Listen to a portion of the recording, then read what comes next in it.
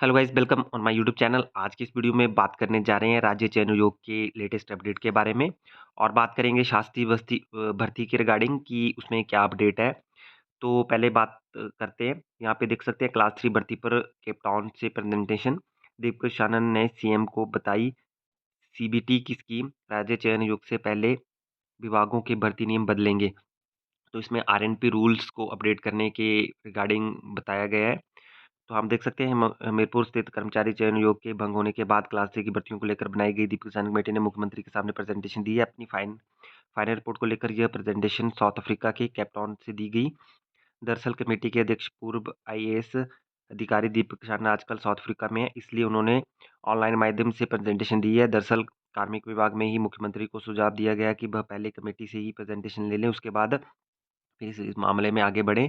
अब राज्य सरकार को राज्य चयन आयोग के माध्यम से क्लास 3 की भर्तियां शुरू करने के लिए एक साथ 2 कदम उठाने होंगे। यदि दीपक सानी कमेटी की सिफारिश के अनुसार कंप्यूटर बेस्ड टेस्ट फॉर्मूला अपनाता है तो सभी विभागों के भर्ती नियमों को बदलना होगा। यह बदलाव राज्य चयन आयोग को फंक्शनल करने से पहले करना होगा। इसके बाद राज्य चयन आयोग के रूल्स ऑफ बिजनेस फाइनल होंगे और इसका स्ट्रक्चर तय किया जाएगा। दीपक सानी कमेटी ने राज्य चयन आयोग का स्ट्रक्चर नहीं बताया है, सिर्फ यह कहा है कि 15 से 18 कर्मचारी इन भर्तियों करने के लिए काफ़ी होंगे, लेकिन इसमें अध्यक्ष और सदस्यों की संख्या क्या होगी ये स्पष्ट नहीं है। इसके बाद क्लास 3 की भर्तियों का मैंडेट लोकसभा आयोग से वापस लेकर राज्य चयन आयोग को देना होगा। कार्मिक विभाग के सचिव जो फाइल भेज दी गई है को ये फाइल भेज दी गई है चीफ सेक्रेटरी कॉन्फ्रेंस के लिए हिमाचल से बाहर है। तो अगर कुल मिलाकर बात की जाए तो अगर सीबीटी को अगर जो है सिलेक्ट किया जाता है कि जो कॉमन कंप्यूटर बेस्ड जो टेस्ट होगा उसको लेना है, तो ऑब्वियसली इसको आरएनपी रूल्स में अमेंडमेंट करना ज़रूरी होगा। तो यही पूरी बात इसमें कही गई है। तो ऑब्वियसली इसमें टाइम लग सकता है। अभी एक और न्यूज़ के बारे में बात कर लेते हैं। तो दूसरी जो यहाँ पे न्यूज़ है, शास्त्री बैच वाइज भर्ती बहाल। पहले के विज्ञापन के अनुसार ही बीएड और एमए भी होंगे पात्र। तो जैसे पहले के आरएनपी रूल्स थे उन्हीं के अकॉर्डिंग जो है जो शास्त्री बैच वाइज भर्ती है उसको बहाल कर दिया गया है। हिमाचल सरकार ने आखिरकार शास्त्री बैच वाइज भर्ती शुरू करने के आदेश जारी कर दिए हैं।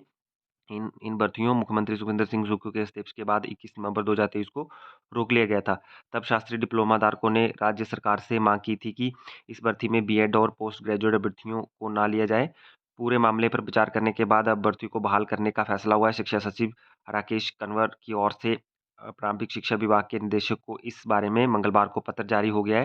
इसमें कहा गया है कि बैच वाइज भर्ती जो प्रोसेस रोका गया था उसे शुरू कर दिया जाए, जबकि अंतिम नतीजा कोर्ट में चल रहे मामलों को देखते हुए घोषित किया जाएगा। शिक्षा सचिव ने ये स्पष्ट किया है कि तो वही इसमें जो बैच वाइज भर्ती को है पुराने जो अभी आरएनपी रूल्स फॉर्म्ड हुए थे उसके अकॉर्डिंग ही करने का यहाँ पे प्रावधान किया गया है, जिसके लिए इसको रोका गया था।